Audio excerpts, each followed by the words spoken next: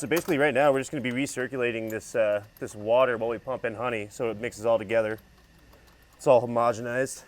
For the recipe, it's 2 parts water to 1 part honey, basically. And so we already have the water in here just because it was just time consuming and whatever. But we're just going to circulate it as we blend the honey in, and it will all homogenize together.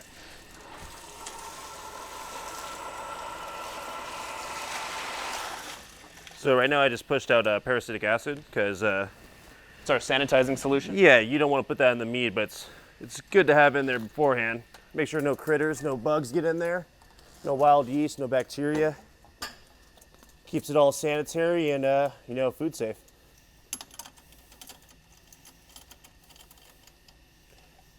All right. The honey we're using is wildflower honey from southern Arizona, basically. Yeah, basically near Sonoyta, Tucson. It's actually sourced from all over the state. Hence the term wildflower. All right, so we're basically ready to go now. So we're gonna get it rolling. Let me start this big guy up. This is our honey pump. And this guy does all the heavy lifting, essentially. So you can see the honey going through here. It's gonna be going through this hose over into the 3-way valve over there. And that 3-way valve is also pushing water through as the honey goes through. So it's mixing it in line as well as in the tank while it's circulating. So we're getting it all mixed up. Makes it easier to pitch on, makes it easier to get an accurate gravity reading at the end, rather than just having a bunch of honey sitting on the bottom. So once the honey starts hitting into here, which is almost quite doing it, got it right now, you can see the honey mixing in there with the water. If you want to make it homogeneous, you want to be able to get an accurate gravity reading at the end. So if we just had, put in a bunch of honey at the bottom of it, it will still ferment. Because it's going to eat up that sugars, but it's going to be way too high of concentration of sugars at the bottom for a healthy fermentation. So you want to really get it to that target gravity so it, the yeast can eat it up and, not overdo itself there. Gravity is a fancy term for the sugar content, basically. And so with the recipe that we have designed for this, it's designed to ferment to about 13.5% alcohol. And so to get to that, we have to start at a specific sugar content, a specific gravity. And so we've done all the calculations so that we know the right amount of water to mix with the honey. So after we get it all homogenized, it will be at the sugar content that we are looking for, basically.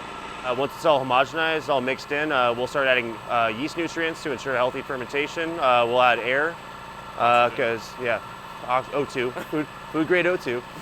Air, it's air. Yeast needs air to survive, so O2, oxygen.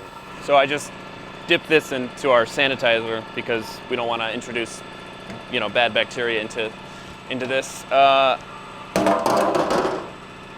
So this is the honey that we use here. It's wildflower honey. I don't know. It's very good. Normally we wouldn't open this up because we just stick the pump down through one of these here, but I'll just try it.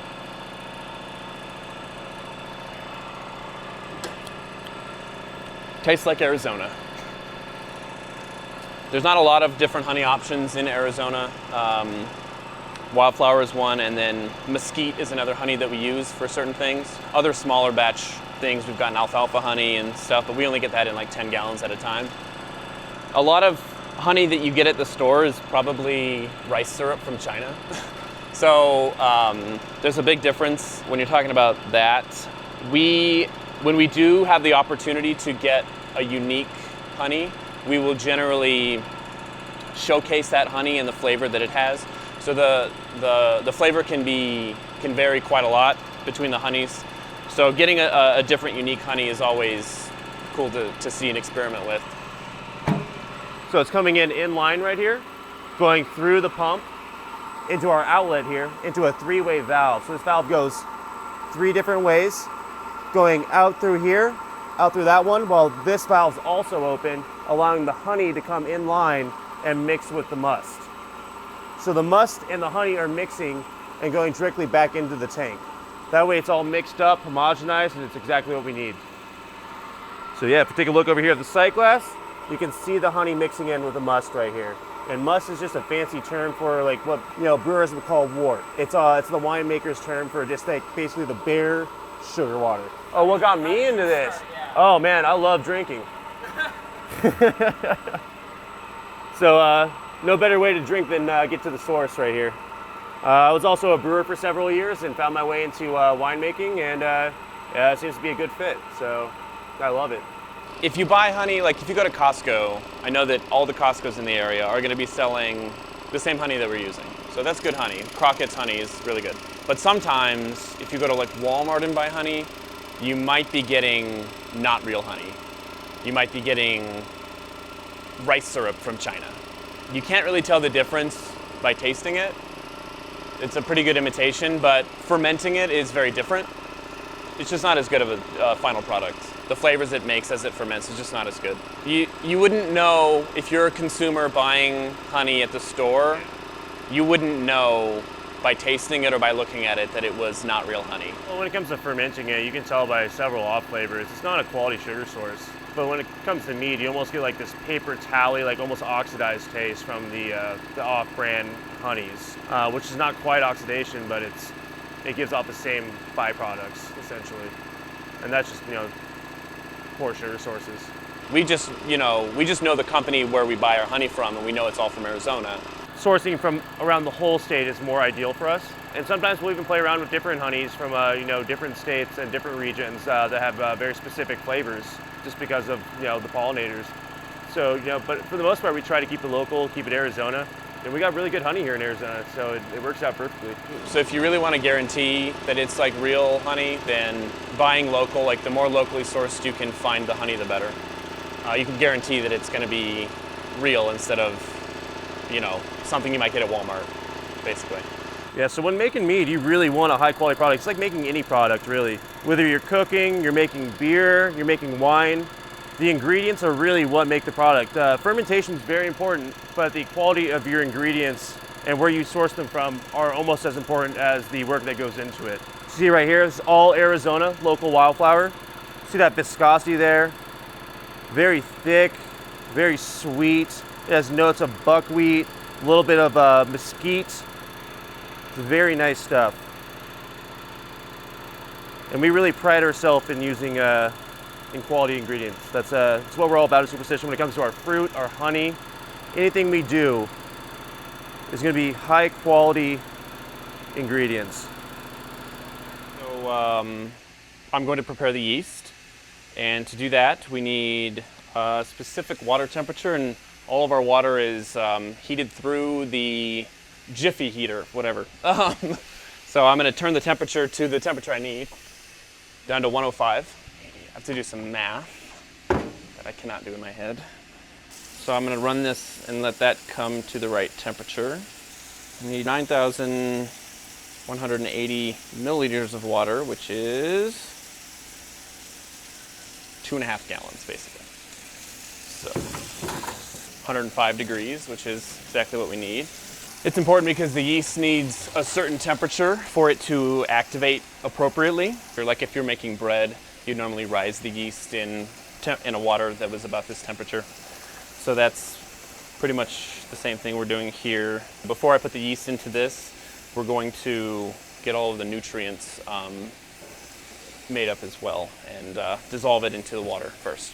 It just makes it taste a little better, and then we have to add back in more stuff we're filtering out anyways, but we want the good things to be added back in, take out the bad things. All right, so we've got our 2.5 gallons.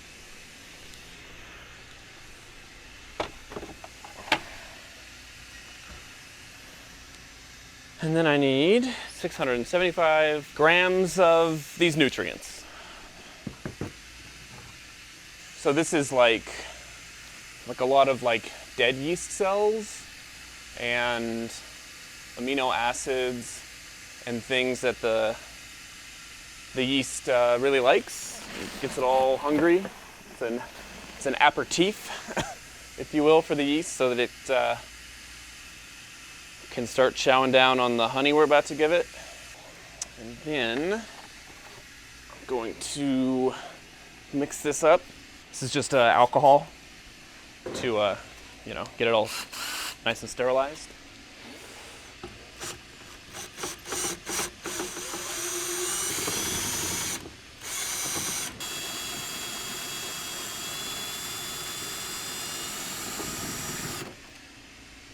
And then that's about it. This needs to hang out for a little while and come down to a certain temperature before we add the dry yeast into it. So gravity is actually a measurement of density. So everything has a gravity. The gravity of water is like 1.000. And so we're measuring on a scale of like water to thick water. So like 1.1. So what I'm looking for here is, well, this is like 1.125. So I'm going to write that down.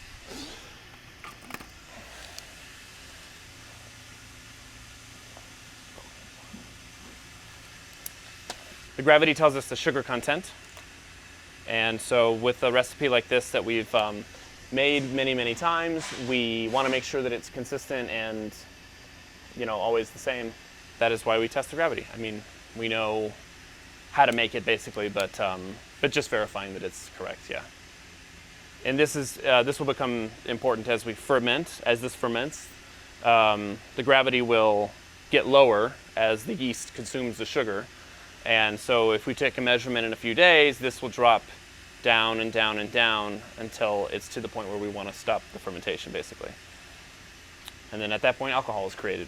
Cool, so this solution here that's going to get the yeast prepared is come down below 100 degrees now, which is what we need for us to put the yeast in. And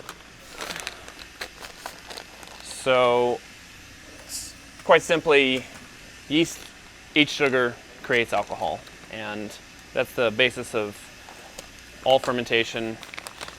And so this here is, it's dry yeast, billions and billions and billions of cells, and this is going to rehydrate and get all nice and hungry for all of the sugar we're about to feed it. This needs to sit for a few hours so that this can come down to the same temperature as the honey and water we just blended up together.